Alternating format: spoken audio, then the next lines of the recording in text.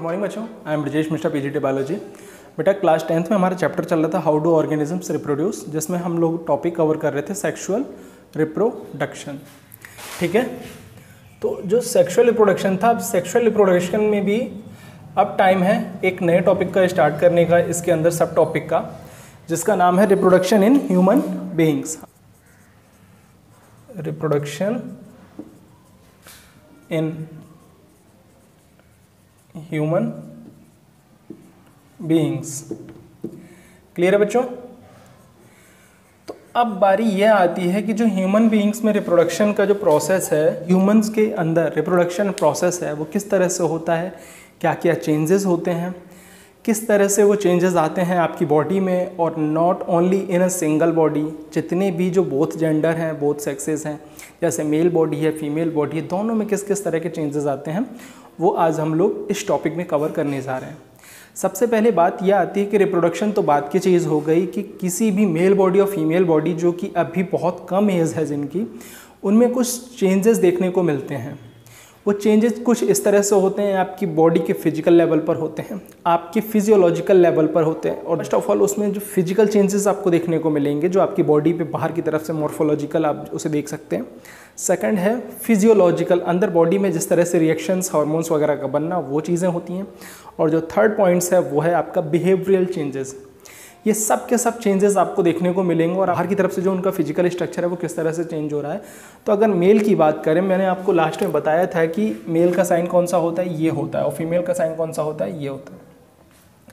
अगर mail body की बात करें, यानी कि बॉयज़ की बात करें, तो अराउंड 13 to 14 ईयर्स के टाइम पर इनमें इनका टाइम थोड़ा अलग होता है और इनका टाइम अलग होता है मैच्योरेशन का।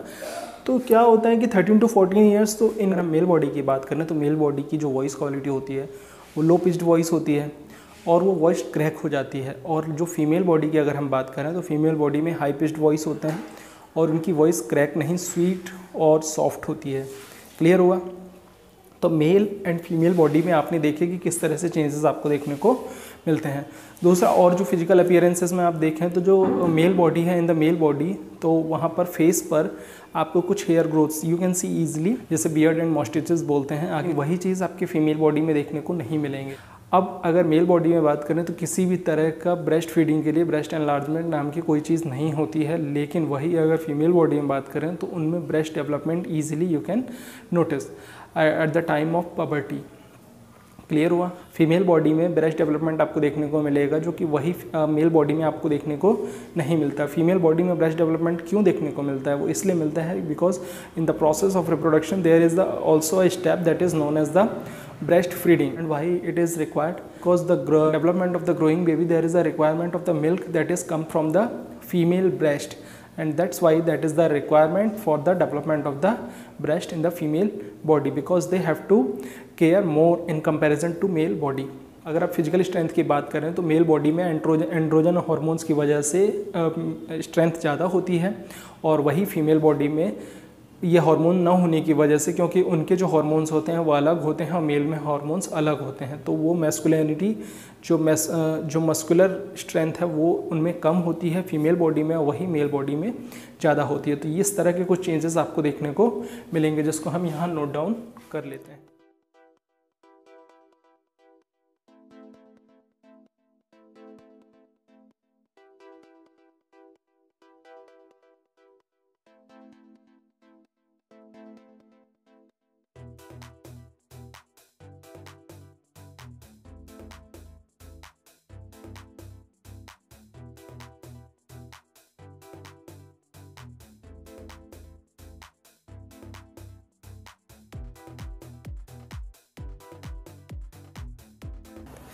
ये क्लियर हुआ कि कुछ चेंजेस आपको देखने को मिलते हैं मेल और फीमेल दोनों की बॉडी में in the beginning of reproductive phase.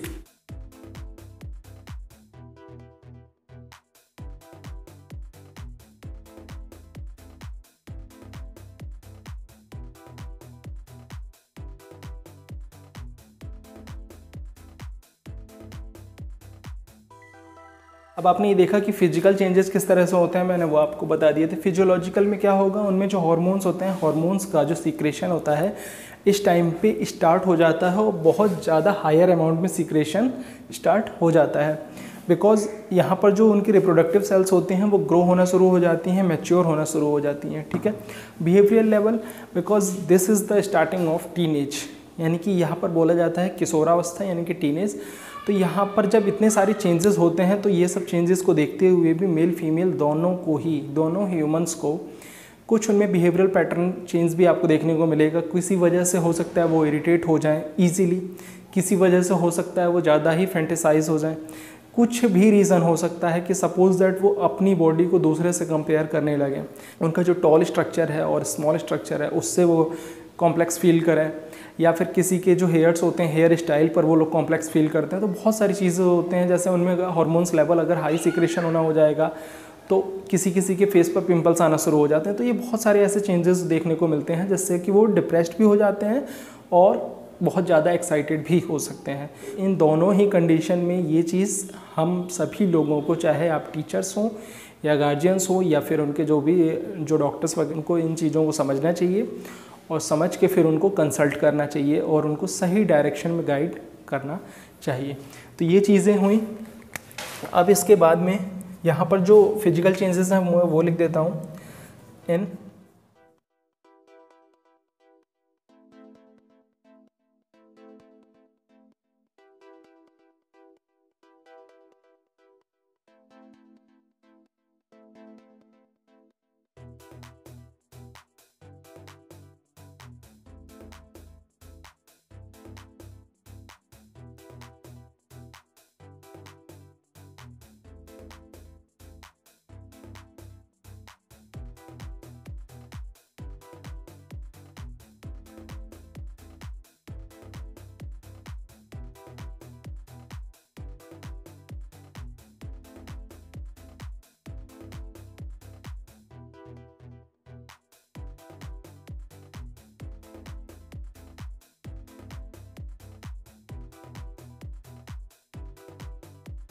इन्हीं चीज़ों को फीमेल बॉडी से कंपैरिजन कर देता हूँ। ऊपर आप देखें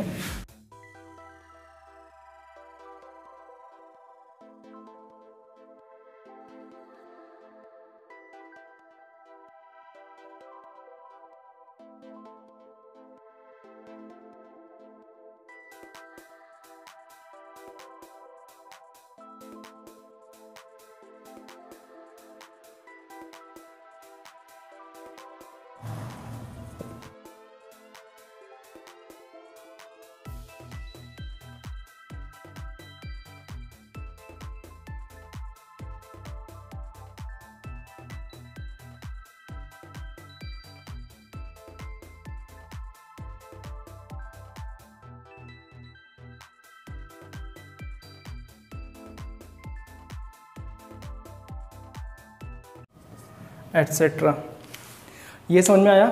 अब यहाँ पर आप एक चीज़ और ऐड कर सकते हैं इसमें, higher muscular strength and hairs in armpit and private part region etcetera. तो आपने बच्चों ये देखा कि किस तरह से फीमेल बॉडी में चेंजेस आपको देखने को मिलते हैं और वही कैसे मेल बॉडी में आपको देखने को मिलते हैं। फीमेल बॉडी में उनके कोई भी फेशियल हेयर ग्रोथ नहीं होते हैं, और दूसरा हेयर ग्रोथ होती भी है तो कहाँ होती है, armpit and private part reason में होते हैं। उनकी जो वॉइस क्वालिटी होती है हाई पिच्ड वॉइस होते हैं, स्वीट एंड सॉफ्ट वॉइस होती है उनकी। ब्रॉडनिंग ऑफ पेल्विक रीजन का मतलब होता है कि जो वेस्ट से यानी कमर के से जो नीचे का जो हिस्सा होता है that is called a pelvic region. And low muscular strength, इनके जो मसल्स होते हैं वो ज़्यादा ही स्ट्रॉन्ग नहीं होते हैं in comparison to male body, but ऐसा नहीं है, एक्सरसाइज से उनको भी स्ट्रॉन्ग किया जा सकता है, लेकिन इनके कंपैरिजन में मेल बॉडी कंपैरिजन में थोड़ा कम होता है। क्यों? क्योंकि एंड्रोजन जो हार्मोन्स होते हैं टेस्टोस्टेरोन वगैरह, वो इनमें न होने की वजह से वो इन पे इफेक्ट पड़ता है बॉडी पे, और वही इनकी बॉडी में मिलने पर यानी कि मेल बॉडी में होने की वजह से इनकी बॉडी थोड़ी ज़्यादा स्ट्रॉन्ग होती है। बात आती है कि आखिर ऐसा the body shows sexual maturation at this age. इसका क्या मतलब है कि यानी कि इस एज में बॉडी सेक्सुअल मैच्योरेशन को क्यों शो करती है, क्यों दिखाती है? Because at this stage the reproductive cell और germ cells are going to mature and start function properly. अब जैसे बात करें जर्म सेल की ही, तो जर्म सेल उनका क्या मेन फंक्शन होता है? उनका मेन फंक्शन होता है रिप्रोडक्शन प्रोसेस में पार्टिसिपेट करना और गैमीट फॉर्मेशन का काम करना। तो गैमीट फॉर्मेशन का काम करना किसका काम होता है? जर्म सेल और रिप्रोडक्टिव सेल का। ये भी कहाँ बनते हैं? ये मेल बॉडी और फीमेल बॉडी दोनों के ही जो रिप्रोडक्टिव ऑर्गन हैं वहाँ पर बनते हैं।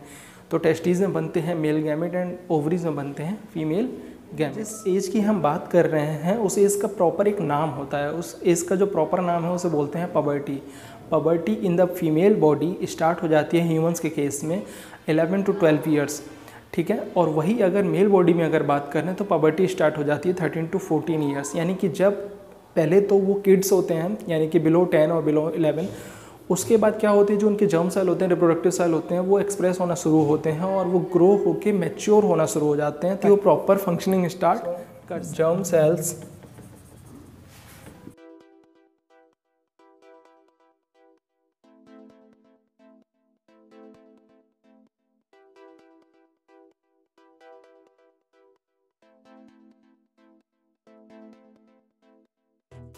germ cells, reproductive cells are specialized for a specific reproductive process.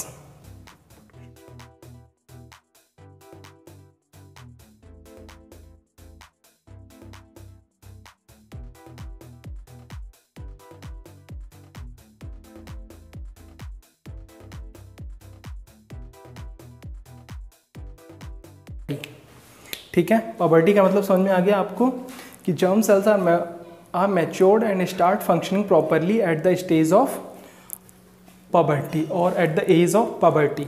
Puberty की एज क्या होती है? मेल बॉडी में कौन सी होती है? 13 to 14 और फीमेल बॉडी में कौन सी होती है? 11। In human male body the age of puberty is 13 to 14 years and in human female body is 11 to 12 years. ये ठीक है। अब आपको यहाँ तक समझ में आ गया। सेक्सुअल रिप्रोडक्शन में कई ऐसे प्रोसेस हैं, खाली एक प्रोसेस ही नहीं होता है, जिसमें से एक प्रोसेस है आपका गैमेट का फ्यूज़न, जिसे आप बोलते थे फर्टिलाइजेशन। तो गैमेट का फ्यूज़न फर्टिलाइजेशन भी दो तरह से हो सकता है।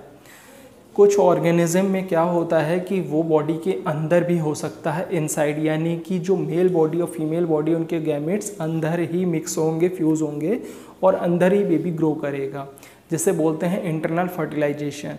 और कुछ ऑर्गेनिजम्स के केस में क्या होता है कि मेल बॉडी और फीमेल बॉडी दोनों अपने गैमेट्स रिलीज करते हैं outside of the body. Body के बाहर ही फर्टिलाइजेशन होता है, जिसे बोलते हैं external fertilization. Fusion of gametes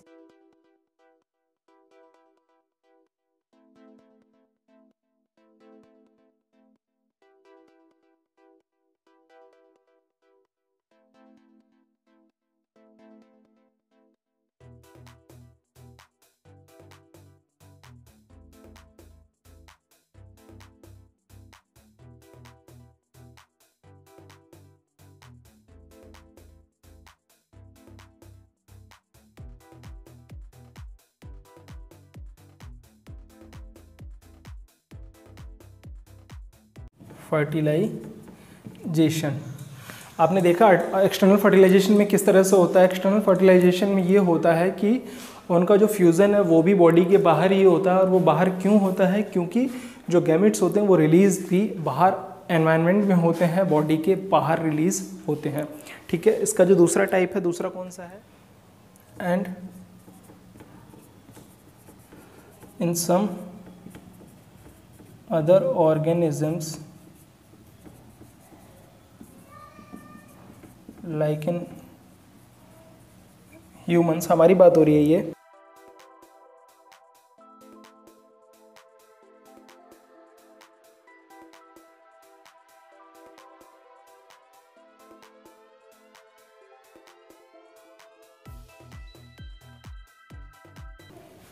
and in some other organisms like in humans, gametes are released by copulatory organs inside the female body. Is called internal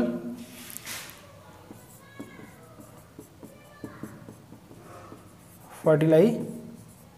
जेशन। ये समझ में आया आपको? ये समझ में आया आपको? आपने इसमें ये देखा कि जो ह्यूमंस जैसा केस है, कुछ ऑर्गेनिजम्स में ऐसा होता है कि जो गैमेट्स होते हैं कॉपुलेटरी ऑर्गन होते हैं, कुछ बताऊंगा अभी, कॉपुलेटरी ऑर्गन के थ्रू फीमेल बॉडी में अंदर रिलीज किए जाते हैं एंड और जो प्रोसेस होता है फर्टिलाइजेशन का वो भी बॉडी के अंदर ही होता है। तो इस तरह के फर्टिलाइजेशन के प्रोसेस को हम क्या बोलते हैं? Internal fertilization. गैमेट्स को ट्रांसफ़र करने के लिए कुछ कॉपुलेटरी ऑर्गन्स की भी रिक्वायरमेंट होती है जिससे कि वो बॉडी के अंदर इंसाइड कर सकें ह्यूमन फीमेल बॉडी के अंदर। तो उन कॉपुलेटरी ऑर्गन्स का नाम होता है, वो मेल और फीमेल दोनों में अलग अलग है। मेल में जो कॉपुलेटरी ऑर्गन है उस ऑर्गन का नाम है पेनिस एंड फीमेल में जो कॉपुलेटरी ऑर्गन है जो कि गैमेट्स को रिसीव करेगा, वहाँ पर जो पाथ क्रिएट करता है, that name is the vagina.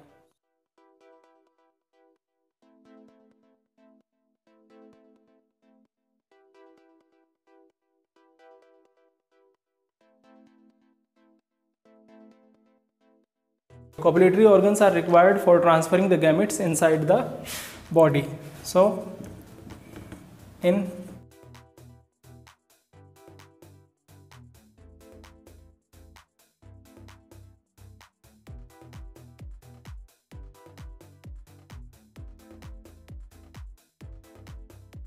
इस वीडियो में बस इतना ही रहने देते हैं। जो नेक्स्ट वीडियो आएगा उसमें मेल रिप्रोडक्टिव ऑर्गन और फीमेल रिप्रोडक्टिव ऑर्गन को पढ़ाएंगे।